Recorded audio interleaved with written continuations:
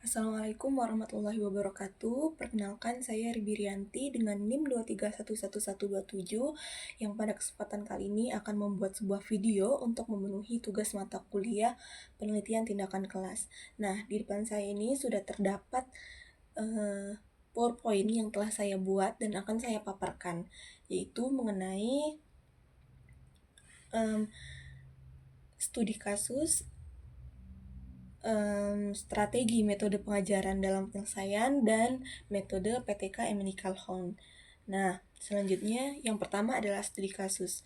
Studi kasus yang saya ambil itu adalah seorang guru pendidikan agama Islam itu mengalami kesulitan dalam meningkatkan kemampuan siswa dalam menghafal dan mempraktikkan ibadah sholat dalam kehidupan sehari-hari.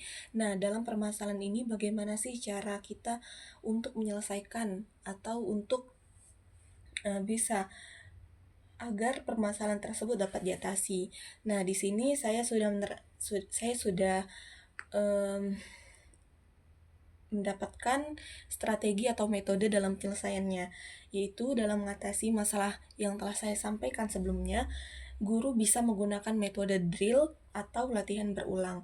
Metode ini bertujuan untuk melatih kemampuan siswa secara intensif melalui pengulangan bacaan dan gerakan sholat secara berulang, sistematis, dan terus-menerus.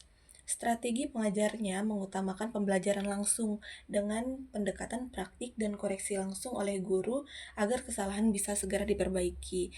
Jadi, apabila terdapat kesalahan dalam praktik atau gerakan dalam praktik ibadah sholat, maka akan langsung diperbaiki oleh guru tersebut. Nah, selanjutnya yaitu implementasi metode yang telah disampaikan, metode drill.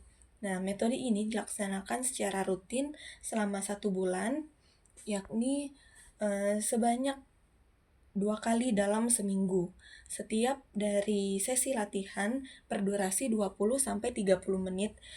Nah, siswa dibagi menjadi kelompok kecil, dan masing-masing kelompok berlatih bacaan serta memperagakan gerakan sholat secara bergiliran. Nah, untuk langkah selanjutnya itu setelah masing-masing kelompok berlatih bacaan serta gerakan sholat, nah, guru lalu memberikan penilaian dan umpan balik langsung melalui kehadiran siswa. Kelengkapan alat seperti mukena, sarung, dan sikap selama latihan juga menjadi aspek yang penting dalam pengamatan guru. Selanjutnya,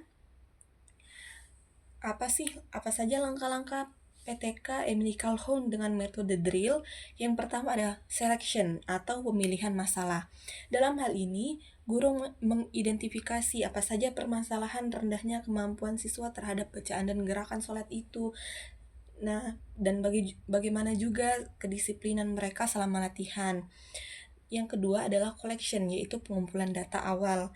Guru menyusun rubrik pengamatan dan mencakup 3 aspek, itu seperti hafalan bacaan sholat, kemudian urutan gerakan sholat, dan kedisiplinan latihan. Data ini dikumpulkan setiap minggu selama 1 bulan. Selanjutnya, ini saya sudah menampilkan yaitu gambaran atau pengumpulan data. Ini bisa, nah ini mungkin kurang jelas memang. Nah, di sini aspek yang diamati itu ada 3. Yang pertama, hafalan bacaan sholat.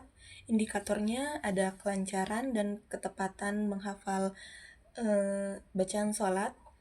Skor 1 untuk yang belum hafal, skor 2 hafalan sebagian, dan skor 3 hampir semua hafal.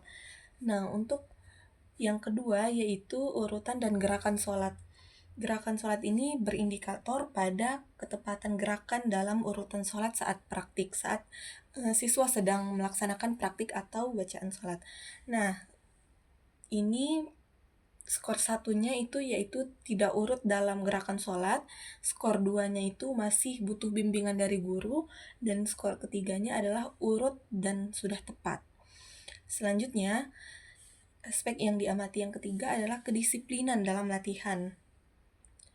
Indikator yang diambil yaitu kehadiran dan kesiapan dalam mengikuti latihan drill. Yang kedua yaitu sering absen. Terus yang kedua yaitu hadir atau kadang-kadang. Yang ketiga adalah hadir rutin dan siap mengikuti. Nah, selanjutnya yaitu langkah-langkah yang ketiga adalah analisis dan planning. Nah, setelah dicantumkan tadi bahwasanya sudah ada data dari proses drill, selanjutnya yaitu ada analisis dan planning, analisis atau perencanaan. Nah, berdasarkan data awal, guru merancang program latihan intensif menggunakan metode drill. Rencana ini meliputi jadwal latihan, pembagian kelompok, kemudian penyusunan rubrik untuk mengevaluasi perkembangan seperti yang sudah saya jelaskan tadi. Nah, yang keempat adalah action dan evaluation, yaitu tindakan dan evaluasi. Nah, guru juga memulai melaksanakan latihan rutin selama 1 bulan melalui setiap minggunya dilakukan penilaian melalui rubrik pengamatan. Setelah minggu pertama, hasil dievaluasi jika belum maksimal, strategi diperbaiki dan dilanjutkan dengan siklus berikutnya. Evaluasi hasil dilakukan dengan membandingkan skor pada minggu awal dan minggu akhir. Selanjutnya, kesimpulan. Jadi, penggunaan metode drill ini terbukti efektif dalam peningkatan kemampuan siswa dalam membaca dan meningkatkan gerakan sholat, serta kedisiplinan mereka dalam mengikuti pembelajaran. Nah, melalui metode PTKM Medical Home, guru dapat mengelola permasalahan pembelajaran secara bertahap dan reflektif. Dengan pengamatan yang bertahap dan terstruktur melalui rubrik, guru dapat memantau perkembangan siswa secara berkala dan melakukan tindakan perbaikan yang tepat. Jadi intinya metode drill ini cocok untuk pembelajaran pada latihan gerakan sholat maupun hafalannya. Dan apabila terdapat kesalahan, maka akan segera diperbaiki oleh guru tersebut. Nah, mungkin sekian pemaparan materi dari saya. Apabila banyak kesalahan maupun kekurangan dalam penyampaian materi, saya mohon maaf. Saya akhiri, wabillahi taufik wal hidayah. Wassalamualaikum warahmatullahi wabarakatuh.